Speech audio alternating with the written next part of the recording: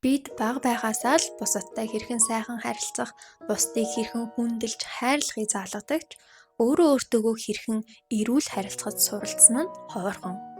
Шуудхан хэлэхэд жаахан сонин ч гэсэн амьдралын аль ч үед чамтай хамт байж бүх зүйлийг хамтдаа даван туулах цорын ганц хүн бол би чи ерөөсөө өөрөө өөртөө л байдаг. Өнгөрсөн оноос би өөрийнхөө бие махбод болон сэтгэлийг эрүүл байлгахад зориулж зарим дадлуудыг өөртөө хэвшүүлсэн.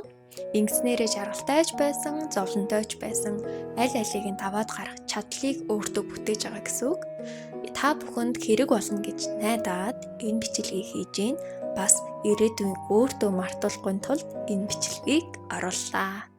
Эхний дадал амьсгалаа анзаарах. Бид нар анзаарахгүйгээсээ амьсгалаа түүжснээс болоод биеэ ядрааж сэтгэлээ сөрөг мэдрэмжүүдээр дүүргэж байдаг. Би өөрийгөө анзаарахад ихэвчлэн чухал ажил хийж байхдаа, гадуур алхаж байхдаа, түгжрэл донд явж байхдаа амьсгалаа түүжээд байсан.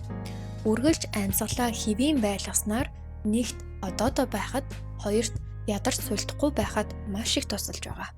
Хоёрдугаар нь юмсыг хит хурдан хийж байгаа эсгээ анзаарах. Хит хурдтай идэх, алхах, ярих нь бидний биеийн булчинг ачааллуулж, сэтгэлийн төвшөлтийг нэмэгдүүлдэг. Би гадуур алхахдаа аль болох хурдан явахыг хичээдэг байсан. Тэрний үр дүн нь зүрх дийлсэн, маш их ядарсан мэдрэмж авдаг байснаа анзаараад, ухамсартайгаар удаан тайван хөдөлгөөн хийх нь энерги зөв зохистой зарцуулах эхний алхам юм байна гэж ойлгосон. Дараагийнх нь цадтлаа хоол идэхгүй байх. Хүн зөвхөн хоолоор дотоод энерги нөхдөхгүй. Зөвхөн хоолоор нөхөн гэвэл эзэн хоолоо шингээх гэж дахиад энерги зарцуулна. Энерги зарцуулсан болохоор дахиад идэн гэдэг юм дуусахгүй циклд орчино. Би 2 жилийн өмнө нэг дор бүр маш их хэмжээгээр иддэг байсан. Үр дүнд нь өдрийн тал хүрэхгүй байхад л ядарсан, нойр хүрсэн, нозоорсон мэдрэмжтэй үлддэг. Тиймээс одоо бол ходоодоо хит цатгахгүйгээр хоолдог болсон.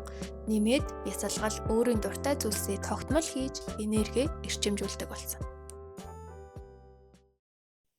Хамгийн сүүлд нь хайртай хүмүүсээ сайн, муу, аль ч үед нь хайрладаг шиг өөрийнхөө алдсан, хоцорсон, буруутай гих мэт бүх сөрөг зүйлсийг хүлээн зөвшөөрч зүгээр л нэмээд дараа нь дахин давтахгүй тулд юун дээр илүү ажиллах ёстой вэ гэж хүлээн авч өөрийгөө хий нэг бодлоор аргалахгүй үнэхээр тэрэн дээрээ ажиллаж байгаа.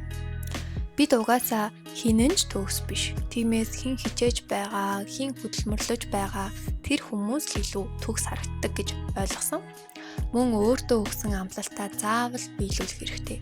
Өөртөө өгсөн амлалтаа зөрчих бүрд бид нар өөрөө өөрсдөндөө бага багаар худалч хүмүүс болж хувирч идэг.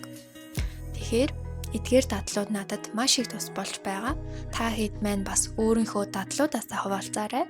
Нэг нэгэндээ зөвлөж, ярилцаж сонсно гэдэг бол бие биеэ хайрлах бас нэгэн хувилбар байх.